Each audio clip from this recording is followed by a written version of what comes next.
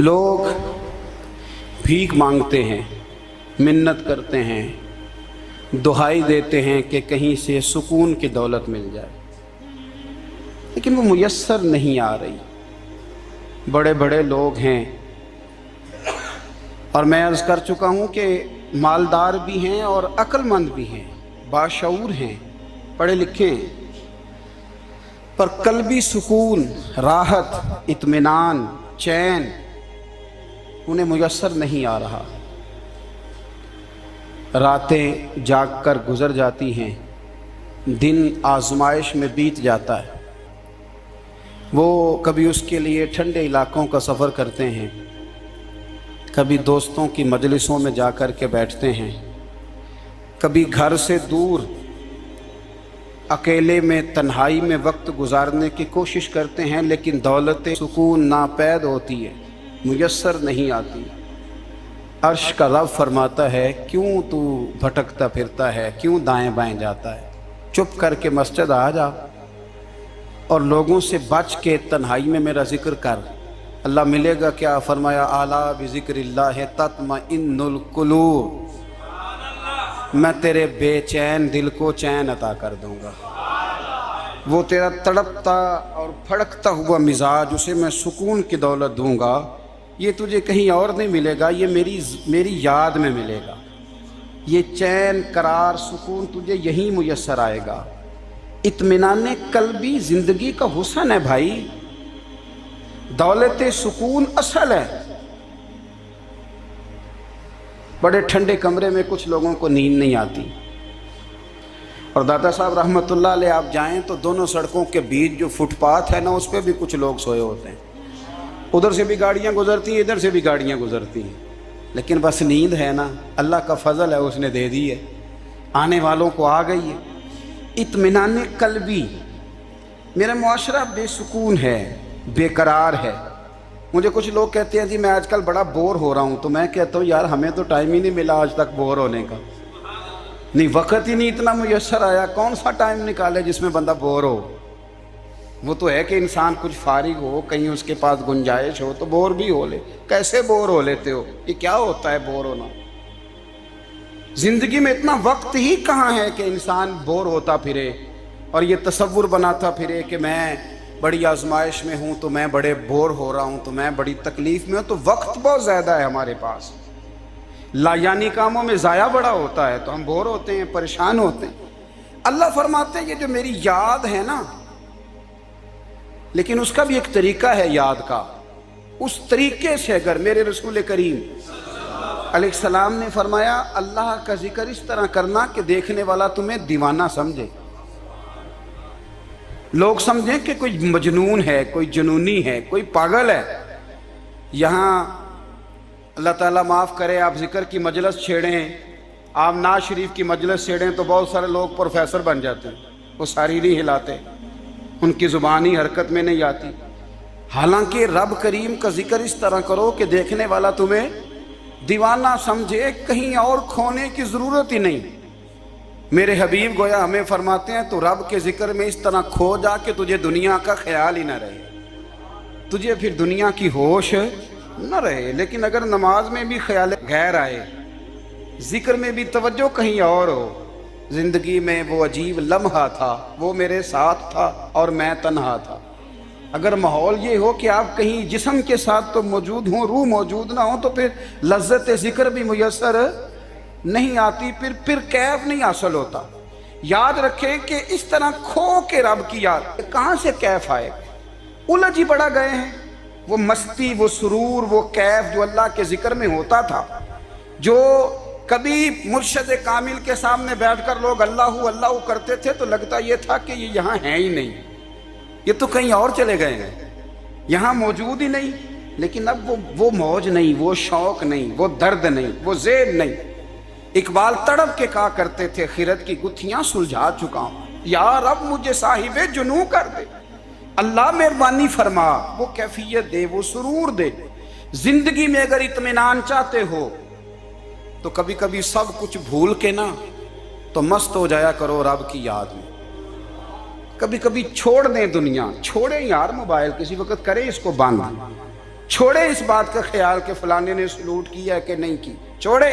حضرت باجزید بستامی رحمت اللہ تعالیٰ علیہ فرماتے ہیں میں نے اعتکاف کبھی اپنی مسجد میں نہیں کیا، یہ کہ سارے ہی ہاتھ چومنے والے، سارے ہی پیار کرنے والے۔ فرماتے ہیں میں جب اعتکاف کرتا تھا تو میں بستان سے دور نکل جاتا تھا جہاں کوئی مجھے جاننے والا نہ ہو۔ اٹھ بلیا چل اوتھے وسیے جتھے وس دے نہیں سارے ہی انے، نہ کوئی ساڈی ذات پچھانے تے نہ کوئی سانو مننے، چل ادھر چلیں۔ اٹھ بلیا چل اوتھے وسیے جتھے وس دے نہیں سارے ہی انے، نہ کوئی ساڈی ذات پچھانے تے نہ کوئی سانو۔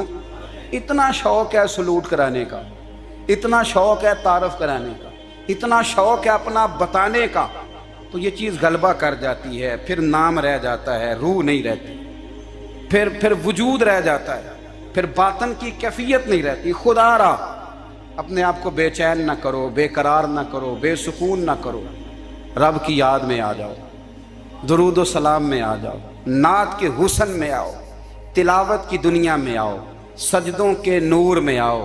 آؤ کبھی کھول کے دل مسجد کی صفائیاں کریں، آؤ نہ کبھی کوئی بوڑھا دادی نانی دادا ان کے پاس بیٹھ کے پیر دبا کے اللہ کو راضی کرے۔ یہ کیف والی جگہ ہیں، یہ سرور والی جگہ۔ اتنی بے چین ہماری زندگی ہے، بے قرار ہے، تڑپتے ہوئے لوگ، لڑتے ہوئے لوگ، ایسے لگتا ہے ابھی ایک دوسرے کا گریبان تھام لیں گے، بے قرار بے چین۔ کسی کو انتظار کا کہا جائے نا کہ 10-20 منٹ کسی کا انتظار کرو، تو بعض لوگ مجھے ایسے لگتا ہے جیسے یہ ان کا کلیجہ پھٹ جائے گا، ڈاکٹر کے انتظار میں بیٹھے ہیں تو بڑے پریشان ہیں۔ کسی کو ملنے گئے ہیں کو آدھا گھنٹہ بیٹھنا پڑ گیا تو بڑی دقت میں ہیں۔ اپنے آپ کو سکون دیں۔ آپ یقین کریں بڑا مزہ آتا ہے، کبھی کسی کا انتظار کرنا پڑے تو 2-4 تسبیح درود شریف پڑھی جاتی ہے، یعنی ذوق بن جاتا ہے کہ چلو اللہ نے موقع دیا ہے، کوئی سرکار کو یاد کر لیں، تنہائی مل گئی۔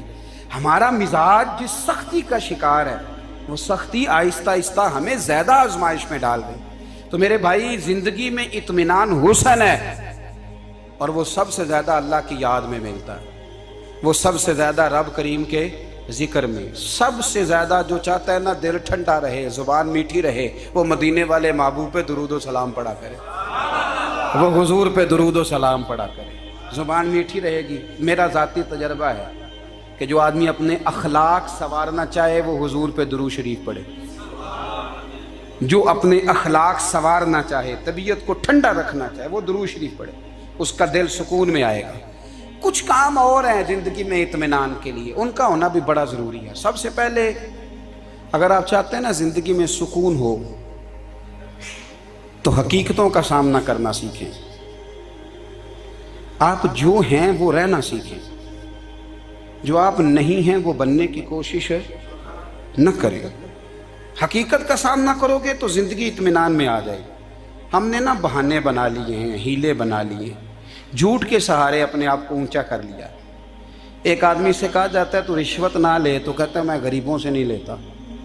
تو میرا سوال یہ ہے کہ امیروں کا حساب لینے کی اللہ نے تیری ڈیوٹی لگائی ہے، تیرے ذمہ لگایا ہے کہ تو امیروں کا حساب کر، تمہیں کیا ضرورت پڑی ہے؟ ہم نا بہانہ کرتے ہیں، رشوت لینے والے کا الگ بہانہ ہے اور سفارش والے کا الگ بہانہ ہے۔ حقیقت کا سامنا کریں، حقیقت کا۔ جو میرے ذمہ داریاں ہیں وہ میں نے پوری کر لی، جو آپ کی ذمہ داریاں ہیں وہ آپ جان نہ چھڑائیں، حقیقت پسند بنیں۔ میرے رسول کریم پھر پڑھیے درود شریف صلی اللہ تعالی علیہ وسلم۔ حضور صلی اللہ علیہ وسلم نے فرمایا کہ میری بیٹی سیدہ فاطمہ الزہرا رضی اللہ تعالی عنہا صرف جنتی نہیں، جنتی عورتوں کی سردار ہے۔ لیکن حضور نے یہ بھی فرمایا کہ فاطمہ یہ خیال رکھنا اگر اللہ نے حساب پوچھا تو حساب تم نے خود دینا ہے۔ حقیقت کی طرف توجہ کرائی حضور نے، وہ صرف جنتی نہیں، جنتی عورتوں کی سردار ہیں، پر حقیقت کی جانب توجہ۔ میں حقیقت یہ ہے کہ اگر مالک نے حساب پوچھا تو اس کی تیاری بھی کرنی ہے۔ دیکھیں نا ہمیں کچھ یقین نہیں، اللہ معاف کرے کہ ہمارا حساب کیسا ہوگا، لیکن کتنے آزاد ہیں۔ یعنی بڑی دلیری سے بندے کہتے ہیں فجر نہیں پڑھتا جی، 3 پڑھتا ہوں جی، شاہ رہ جاتی ہے جی، کپڑے صاف، بڑی دلیری سے۔ اور سیدہ فاطمہ الزہرا نے ساری رات مصلی آباد رکھا ہے، حالانکہ انہیں یقین تھا کہ رب مجھے بغیر حساب کتاب جنت دے گا۔ حقیقت کا سامنا کریں، جو حقوق آپ کے ہیں وہ آپ نے ادا کرنا ہے۔ جو ذمہ داریاں ہیں وہ ذمہ داریاں ہیں. دیکھیں نا حضرت موسیٰ کلیم اللہ علیہ السلام کے پاس اسرائیل روح نکالنے آئے تو حضرت موسیٰ نے تھپڑ مارا، آنکھ نکال دی. واپس گئے، اللہ انہوں نے تو جلال فرمایا ہے، کہا موسیٰ علیہ السلام سے کہیے بیل کی پشت پر ہاتھ رکھیں، جتنے بال ان کے دستے مبارک کے نیچے آئیں گے اتنے 1000 سال ان کی عمر بڑھا دی جائے گی. یعنی میرے کان میں کوئی بتا دے کہ جناب 60 سال بڑھ گئی، یا آپ کے کان میں کوئی کہہ دے تو خوشی ہوتی ہے کہ نہیں؟ لیکن یہ حقیقت پسندی نہیں، اس لیے کہ 60 بھی گزر جائیں گے، 70 بھی، یہ حقیقت نہیں. حضرت موسیٰ کلیم، چلے میں مثال دیتا ہوں، سمجھ لے 10 بال، حالانکہ بہت زیادہ آتے ہوں گے، 10 بال اگر حضرت موسیٰ کے ہاتھ کے نیچے آئے تو 10,000 سال تو عمر بڑھ گئی نا. 10 یعنی 10 سال نہیں، 10 نہیں، 10 بہت زیادہ تھی نا. حضرت موسیٰ کلیم اللہ علیہ السلام سے آ کے عرض کیا گیا حضور بیل کی پشت پر ہاتھ رکھیں، جتنے آپ کے ہاتھ کے نیچے بال آئیں گے اتنے 1000 سال عمر بڑھ جائے گی. تو حضرت موسیٰ نے حقیقت پسندی والی بات کی، فرمایا پھر کیا ہوگا؟ 10,000 سال کے بعد پھر کیا ہوگا؟ کہا حضور جانا تو پھر بھی ہے. فرمایا پھر ابھی چلتے ہیں. اگر جانا ہے نا، جانا ہے تو پھر، اگر جانا ہے تو پھر ابھی. اور سجنوں اگر نماز پڑھنی ہے تو ابھی کیوں نہیں؟ اگر داڑھی رکھنی ہے تو پھر رمضان کا انتظار کیوں کریں؟ ابھی کیوں نہیں؟ اگر سچ بولنا ہے تو پھر، اگر رزق حلال کھانا ہے تو پھر انتظار کاہے کا؟ حقیقت ہوتی ہے، بہانہ ہوتا ہے. حقیقت چھپ نہیں سکتی بناوٹ کے اصولوں سے، کیونکہ خوشبو آ نہیں سکتی کبھی کاغذ کے پھولوں سے. یہ بات یاد رکھیں. اگر جانا ہے تو حضرت کلیم فرمانے لگے پھر 10,000 سال کے بعد بھی جانا ہے تو آج بھی. ہمیں بے قراری زندگی میں اس لیے کہ ہم حقیقت پسند نہیں، ہم بہانوں میں، ہم ہواؤں میں جیتے ہیں، ہواؤں میں، خیالات میں زندگی گزارتے ہیں. بڑا ٹائم پڑا ہے، مثلاً کتنا میرے رسول کریم صلی اللہ تعالیٰ علیہ وآلہ وسلم نے ایک دن صحابہ سے فرمایا تمہیں حیا نہیں آتی؟ حضور کیا ہوا؟ فرمایا وہ والے مکان بناتے ہو جن میں تم رہ نہیں سکتے، وہ والا مال جمع کرتے ہو جو کھا نہیں سکتے، حیا نہیں آتی؟ عرض کی حضور حکم کریں. تو محبوب فرمانے لگے جوتے کا ایک تسمہ بند کرتا ہوں تو سوچتا ہوں دوسرا بند کرنے سے پہلے موت آ جائے گی. ایک سانس اندر جاتی ہے تو دوسرا آنے سے پہلے میں یاد کرتا ہوں کہ مجھے دنیا سے جانا ہے. تمہیں حیا نہیں آتی؟ وہ مکان بناتے ہو جن میں رہ ہی نہیں سکتے، وہ مال جمع کرتے ہو جو کھا. حقیقت پسند نہیں بھائی. ہم بہت سارے لوگ ہیں بڑی باتیں سناتے ہیں، بڑی، میں کہتا ہوں اصل میں نا زیادہ باتیں سنا کے نا بیچارہ اپنے آپ کو مطمئن کرنا چاہتا ہے. اصل بات یہ ہے کہ اندر سے نا ہلا ہوا ہے، کچھ بھی نہیں، بڑا زیادہ ہنستا ہے اور مجھے لگتا ہے کہ کوئی گہرا زخم چھپا رہا. اس لیے ملمہ سازی، حقیقت پسند بنو، حقیقت پسند. یاد رکھنا من ترک صلاۃ متعمدا فقد کفر. میرے رسول نے حقیقت بیان کی، فرمایا جس نے ایک نماز بھی جان بوجھ کے چھوڑی اس نے رب کے رب ہونے کا انکار کیا، اس نے کفران نعمت کیا. یہ حقیقت ہے، کوئی کلیریفیکیشن نہیں، کوئی وضاحت نہیں. جو نماز نہیں پڑھتا جھوٹ بولتا ہے، غلط بیانی کرتا ہے. جو شخص رزق حرام کما کے کہتا ہے کہ اس کے بغیر گزارا نہیں چلتا وہ جھوٹ بولتا ہے. اس لیے کہ رب فرماتا ہے جب تجھے پیدا کیا ہے تو تیرا رزق میرے ذمہ ہے. اللہ فرماتا ہے کہ لا یکلف اللہ نفسا الا وسعها، میں کسی پر وہ بوجھ نہیں ڈالتا جو اٹھا نہ سکے. نماز فرض کیا اس کا مطلب ہے ہم پڑھنے کے قابل ہیں. اس نے ہمارے ذمہ داریاں لگائی ہیں تو مطلب یہ ہے کہ ہم ذمہ داریاں ادا کرنے کے قابل ہیں، ورنہ وہ کہتا ہے میں وہ بوجھ ڈالتا ہی نہیں جو تجھ سے اٹھایا نہ جائے. اگر چاہتے ہو کہ زندگی میں اطمینان ملے تو خدا را حقیقت پسندوں والی زندگی گزارو. یہ فضاؤں میں زندہ رہنا، ہواؤں میں، اللہ بڑا معاف کرنے والا ہے، اللہ بڑا کریم ہے، معاف کر دے گا. تو بھئی یہ بات صحابہ کو بھی پتا تھی، یہ اہل بیت کو بھی خبر تھی، تو وہ تو ایک ایک بات کا لحاظ کرتے تھے. یہ غوث اعظم کو بھی پتا تھی، یہ ان کے والد کو بھی پتا تھی جنہوں نے کسی کا ایک سیب کھا لیا تھا تو 12 سال اس کے گھر میں نوکری کرتے رہے. انہیں نہیں پتا تھا اللہ بڑا کریم ہے، معاف کر دے گا، ایک سیب ہی ہے نا. تو حقیقت پسندی آپ کو سکون دے گی. اور اگر آپ نے اپنے آپ کو غیر مطمئن کیا ہوا ہے، بات کچھ اور ہے، اور آپ نے اپنے آپ کو ڈال کسی اور طرف لیا ہے، تو پھر آپ کو سکون مل سکتا؟ سکون حقیقت پسندی میں، اصل میں سکون ہوتا ہے، اداکاری میں سکون نہیں ہوتا۔ تیسری بات سنیں، اگر آپ چاہتے ہیں زندگی میں مطمئن رہیں تو دنیا داروں سے امیدیں توڑ دیں، اللہ اور اس کے رسول سے امید وابستہ کریں، اولیاء اللہ سے امیدیں وابستہ کریں، صحابہ اور اہل بیت سے امیدیں، اللہ اور اللہ والوں سے امیدیں، دنیا داروں سے امیدیں۔ آپ کو پتہ ہے دنیا دار کی تباہی کب ہوتی ہے؟ جب انہیں خوش آمدی مل جاتا ہے۔ چودھری کا بیڑا اس وقت غرق ہوتا ہے جب اسے چودھری کہنے والے زیادہ ہو جاتے ہیں۔ سیٹھ صاحب اور نواب صاحب بیچارے تباہ تب ہوتے ہیں بھولے پن میں، جب ان کے دائیں بائیں ریلا ہوتا ہے سیٹھ صاحب کہنے کا، لوگ انہیں کھانا چاہتے ہیں، پیار ان کا نہیں ہوتا، ان کی جیب کا ہوتا ہے، محبت ان سے نہیں ہوتی، ان کی کرسی سے ہوتی ہے، ضروریات کا پیار ہوتا ہے، تباہ کر دیا جاتا ہے۔ ہماری ساری توقعات دنیا داروں سے وابستہ ہو گئی ہیں، ناراض نہ ہونا۔ پیروں نے، مولویوں نے، درویشوں نے، انہوں نے بھی سیٹھ رکھے ہوئے جلسوں کی صدارت کرانے کے لیے، یعنی مذہبی جلسہ ہے، اس میں بہت زبردست پڑھے لکھے صاحب تقوی عالم کا خطاب ہے، اور کی صدارت وہ بندہ کر رہا ہے جس نے عشاء کی نماز بھی نہیں پڑھی، وہ بندہ صدارت کر رہا ہے۔ کیوں؟ اس لیے کہ اس نے ₹1,00,000 دیا ہے محفل میں۔ خدا را دنیا داروں سے امیدیں چھوڑ دیں، ورنہ آپ کمزور پڑ جائیں گے، آپ کی امیدیں ٹوٹیں گی۔ کتنا کمزور ہے وہ شخص جو 2-4 ہزار کے لیے کسی بندے کی چاپلوسی کرتا ہے، اس کے پیچھے بھاگتا ہے، خوش آمدیں کرتا ہے، تھوڑے سے نوٹوں کے لیے، دکھ سکھ میں کام آئے گا اس کام کے لیے۔ میرے رسول کریم علیہ السلام نے فرمایا، جس نے بندوں کو راضی کرتے کرتے رب کو ناراض کر دیا، اس کی دنیا بھی گئی اور آخرت بھی گئی۔ اور فرمایا جس نے بندوں کی پرواہ نہیں کی، اللہ کو راضی کیا، فرمایا اگر رب راضی ہو گیا تو لوگوں کے دلوں میں بھی محبت پیدا فرما دے گا۔ کیا ضرورت ہے خوش آمد کرنا دنیا داروں کی، سیٹوں کی، نوابوں کی، چاپلو۔ اور میں آپ کو ایک بات بتاؤں، ہوتا پتہ کیا ہے؟ یہ جو حب جا اور حب با ہوتی ہے نا، اس سے پیٹ نہیں بھرتا۔ آپ کو اگر خوش آمد کرنی ہے تو پھر آپ کو ساری زندگی کرنی ہے۔ پھر ان کو بھی پتہ ہوتا ہے کہ تعلق کس بنیاد پر ہے، اس میں کبھی بھی خلوص پیدا نہیں ہوتا۔ آپ بے چین رہتے ہیں، بے قرار رہتے ہیں، آپ کو تکلیف رہتی ہے ہمیشہ۔ کبھی بھی دنیا داروں سے امیدیں وابستہ نہ کریں۔ ایک بات سنیں بڑی شاندار، امام غزالی نے لکھی ہے۔ امام غزالی فرماتے ہیں کہ ہارون رشید نا حج کر کے واپس آیا بغداد میں، تو کونے میں حضرت بہلول دانا بیٹھے تھے، رش بہت تھا، مجمع بڑا تھا۔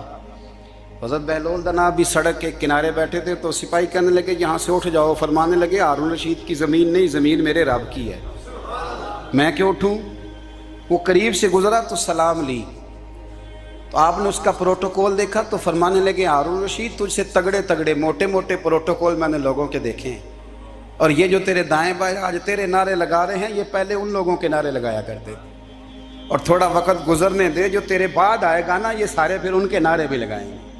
تو جھوٹ کی دنیا میں زندہ ہے، ان سے تو نے امیدیں وابستہ کی ہیں، یہ کل اس کے نعرے لگائیں گے۔ اس کے دل پہ بڑا اثر ہوا، گھوڑے سے اتر آیا، آگے کہنے لگا حضور آپ نے مجھے بڑی اچھی نصیحت کی ہے، میرا دل بڑا ٹھنڈا ہوا ہے، میں نے سنا ہے آپ مقروض ہیں، کچھ لوگوں کا قرض، تو مجھے کوئی حکم ہی کر دیں۔ آپ ہنسنے لگے، فرمانے لگے یار تو بڑا ہی بیوقوف ہے، بڑا ہی بیوقوف ہے، تو میں تجھے نصیحت کر رہا ہوں، تو مجھے الجھا رہا ہے، حضور کوئی حکم کر دیں۔ کیا خوبصورت انداز ہے رب کریم کے بندوں کا۔ حضرت بہلول دانا فرمانے لگے تیرا رب کون ہے؟ کہا اللہ۔ تو فرمایا میرا کون ہے؟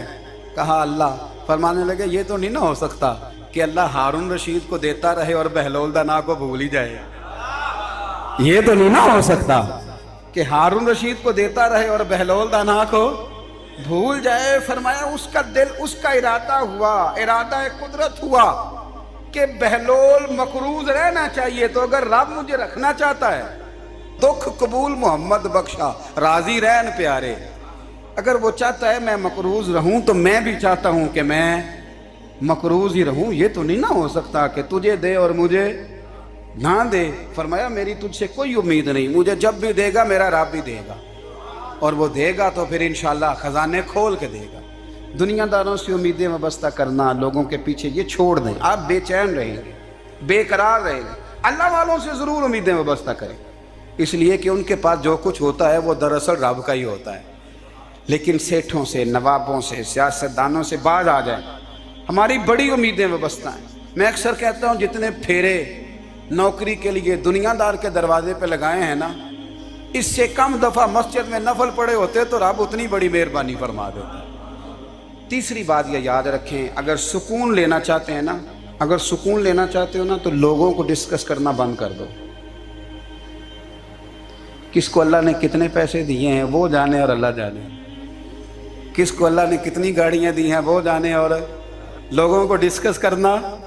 جی یعنی میں ایک جگہ بیٹھا تھا تو ایک صاحب گاڑی والا گزرا، گاڑی میں بیٹھ کے، اس کا پڑوسی تھا، کہندے تھا منہ ہے کار والا، میں کہ وہ تے ہے تاں ہی بیٹھا ہے، تے ہن میں کہ سمجھانا سی نا انہوں، میں کہ توں تے میں حساب لائیے بھی ساڈے کول کوئی نہیں، وہ تے ہے، لیکن نا اللہ نے اسے دی ہے نا، تو اللہ نے چاہا نا وہ کار میں بیٹھے، تو جس نے پھٹے پہ بیٹھ کے یہ تبصرہ کیا کہ منہ ہے کار والا، میں کہ ابھی وہ تے ہے تاں کار ہے۔ اب مجھے اور تجھے اندازہ لگانا چاہیے کہ ہم کیا یہ بحث ہے، یعنی اللہ کو چاہیے تھا معاذ اللہ کے پہلے تجھ سے پوچھتا کہ اسے کار دینی ہے کہ نہیں، کیا مطلب فضول بحث ہے۔ وہ چیز ہمیں اتنا تنگ کرتی ہے، اتنی تکلیف دیتی ہے کہ آپ یقین کریں سارا دن اسی کو ڈسکس کرتے ہیں، سارا دن۔ اس کے پاس گاڑی ہے، اس کے پاس کار ہے، فلانے کا پیسہ 1 نمبر ہے، فلانے کا 2 نمبر ہے، فلانے کا 6 نمبر ہے، اصل بات کے اندر حسد ہے، اس کو نکالو۔ ایک بات کہنے لگا ہوں، اسے یاد رکھنا، میرے اعلیٰ حضرت رحمۃ اللہ علیہ فرمایا کرتے، حسد کرنے والا بندوں پر اعتراض نہیں کرتا، اللہ پر اعتراض کرتا۔ وہ کہتا ہے اللہ اسے کیوں دیا ہے، اتنا کیوں دیا ہے، معاذ اللہ وہ اللہ کی تقسیم پر اعتراض کرتا۔ حسد کرتے ہو بے چین رہو گے، حسد آپ کے دل کو تڑپا کے رکھ دے گا، چھوڑے۔ اللہ بڑا کریم ہے، جس کو جہاں چاہتا ہے وہاں بٹھا دیتا ہے۔ آپ قطعاً اس بحث میں نہ پڑیں کہ اللہ نے کس کو کتنا دیا ہے، کب دیا ہے، کیوں دیا ہے، وہ بڑا بے نیاز ہے۔ حسد آپ کو تباہ کرے گا۔ دنیا میں پہلا گناہ جو ہوا تھا وہ حسد تھا۔ ابلیس نے حضرت آدم سے حسد کیا، کہنے لگا میں بہتر ہوں، سرداری اس کو مل رہی ہے، یہ تو اللہ کو پتہ ہے نا کس کو دینی ہے۔ اور دنیا میں پہلا قتل حسد کی وجہ سے ہوا، حابیل قابیل کے درمیان حسد کا معاملہ تھا۔ خاتون کا نکاح اس سے کیوں ہو رہا ہے، مجھ سے ہونا چاہیے۔ حسد تباہی کرتا۔ آپ یقین کریں، یعنی دکاندار کے سامنے دوسری دکان پڑتی ہے اور پریشان ہو جاتا ہے، وہ کہتا ہے میرا کیا بنے گا، لا حول ولا قوت الا باللہ العلی العظیم، یعنی تیرا کیا خیال ہے کہ تیرے حصے کی روٹی وہ کھا جائے گا، اتنا چھوٹا دل، یعنی تیرا موقف یہ ہے کہ تیرے حصے کا نصیب اس تک چلا جائے گا، یہ تیری خواہش ہے۔ ایک دوسرے کی کمزوریاں بیان کرنا، اس کا تو مال ہی ناقص ہے جی، اس کے تو پاس ہی کچھ نہیں، یہ تو کمزور لوگوں کا طریقہ ہے۔ میرے رسول کریم علیہ السلام گزر رہے تھے، پت جھڑ کا موسم تھا، خزاں کا موسم تھا، درختوں کے پتے جھڑ رہے تھے، صحابہ کو ساتھ لے کے حضور گزرے اور ایک درخت کی ٹہنی کو پکڑ کے حضور نے ہلایا۔ صحابہ فرماتے ہیں کہ چھم چھم اس کے پتے گرے، زمین پر ڈھیر لگ گیا۔ حضور نے فرمایا دیکھا تم نے کیا ہوا؟ حضور ہاں۔ فرمایا کتنی تیزی سے پتے جھڑے ہیں، صرف تنا رہ گیا ہے اور خالی ٹہنیاں رہ گئی ہیں، کوئی حسن بچا ہے؟ حضور نہیں۔ تو نبی کریم فرمانے لگے جو حسد کرتا ہے نا اس کی نیکیاں بھی اسی طرح جھڑ جاتی ہیں، اسی طرح۔ اور ایک جگہ حضور فرمانے لگے جس طرح راکھ لکڑی کو آگ کھا جاتی ہے، جس طرح لکڑی کو آگ، جب آگ کھا جائے تو پھر لکڑی کو لکڑی نہیں کہا جاتا، راکھ کہا جاتا ہے، کوئلہ کہا جاتا ہے، اس کی اصل باقی یعنی اسے کھائی جاتی ہے۔ تو حضور علیہ السلام فرمانے لگے جس طرح آگ لکڑی کو کھا جاتی ہے، فرمایا اسی طرح حسد نیکیوں کو کھا جاتا ہے، نیکیاں رہتی نہیں۔ حسد کرنے والے کے پاس نیکیاں یعنی ان کی اصل شکل موجود، کبھی بھی حسد نہیں کریں۔ اللہ کی تقسیم ہے، جس کو چاہے جب چاہے جتنا چاہے عطا کرے۔ اور چوتھی بات میرے بھائی، کبھی بھی بغض نہ پیدا کریں. بغض والے لوگ بے سکون رہتے ہیں. بہت ساری کمزوریاں ہمارے اندر ہوتی ہیں نا، پھر اللہ ہماری روزی تو نہیں نہ بند فرماتا. یہ تو نہیں کہتا کہ زمین سے نکل جاؤ. اگر یہی والا معاملہ ہو جو ہمارا ہے کہ شادی پہ اس نے میرے ساتھ برا سلوک کیا تھا، اب ساری زندگی بغض رکھنا ہے. اگر یہی معاملہ فرشتے اللہ کی بارگاہ میں کہیں کہ یا اللہ اس نے فلانے دن شراب پی تھی، اب اس کو زمین میں نہیں رہنے دینا، نظام زندگی چلے گا. تو اگر اللہ ہمیں معاف کرتا ہے تو ہم بندوں کو معاف کیوں نہیں کرتے؟ آپ یقین کریں، اتنی لمبی عداوتیں، اتنا لمبا حسد، اتنا لمبا بغض، اتنا لمبا. حدیث میں نے پڑھی، میں حیران رہ گیا. میرے نبی کریم علیہ الصلوۃ والسلام نے فرمایا اپنی بیوی سے کبھی بغض نہ رکھنا. اگر اس کی ایک بات ناپسند ہو تو اسے چھوڑ کے وہ بات دیکھو جو تمہیں پسند ہے. میں اس حدیث کو پڑھ کے سوچنے لگا کہ کیا بیوی کا بھی بغض رکھتے ہیں لوگ؟ اب حضور نے کہا ہے تو اس کا مطلب ہے لوگ بیوی کا بغض بھی رکھتے ہیں. اب اس پر استدلال کر کے مجھے کہنا پڑے گا کہ سسرال والوں کا بغض بھی رکھتے ہیں. کہنا پڑے گا کہ بھائی کے سسرال والوں سے بھی بغض رکھتے. اس حدیث کی روشنی میں سمجھا کہ لوگ بھابھی کا بغض بھی رکھتے ہیں. بغض، ورنہ عادتیں تو ہماری بھی کئی بری ہوتی ہیں. اگر عادات ایک وجہ بنے اختلاف کی تو عادتیں تو ہماری بھی کئی بری ہیں، لیکن ہم اپنی بری عادتوں سمیت اپنے آپ سے پیار کرتے ہیں، اور سامنے والے کی ایک بھی عادت بری ہو تو اس سے بغض رکھتے ہیں. بغض نہ پیدا کریں. میرے نبی پاک علیہ الصلوۃ والسلام نے فرمایا کچھ چیزیں تمہارے دین کو مونڈ ڈالیں گی، تباہ کر دیں گی، کاٹ دیں گی. حضور کون سی؟ فرمایا حسد، تکبر اور بغض. یہ تمہارے دین کو تباہ کر دیں. ہم بے چین اس لیے ہیں کہ ہم نے بہت سارے لوگوں کا بغض پالا ہوا ہے، اور ہر فیلڈ میں سیاستدان نے سیاستدان کا، ذاتیات پر اتر کے بات کرتے ہیں، معزز ترین لوگ، تاجر نے تاجر کا، اللہ ماشاءاللہ بعض جگہ پہ اہل علم بھی ایک دوسرے سے عداوت رکھتے ہیں. خدا را دل رب کریم کے آنے کا ٹھکانہ ہے. یہ صاف ہوگا تو اس میں رب رسول کے جلوے ہوں گے. اگر اس میں عداوت ہو، اس میں بغض ہو، اس میں کینہ ہو، نفاق ہو، سنیں میرے رسول کریم حضرت ابوبکر صدیق رضی اللہ تعالیٰ عنہ کہتے ہیں میں رو ہی پڑا. مکہ فتح ہوا نا تو اکرمہ بن ابو جہل نے پیغام بھیجا کہ میں نا کلمہ پڑھنے کے لیے آ رہا ہوں. وہ بات لمبی ہے، میں موضوع پہ رہنا چاہتا ہوں. کہتے ہیں جب وہ آنے لگا نا تو نبی پاک نے ہم سب کو بلایا. ہم حاضر خدمت ہوئے تو حضور فرمانے لگے کہ اس کے باپ نے نا بڑا ظلم کیا ہے ہمارے ساتھ، ابو جہل نے بڑا ستایا ہے، بڑی تکلیف دی ہے.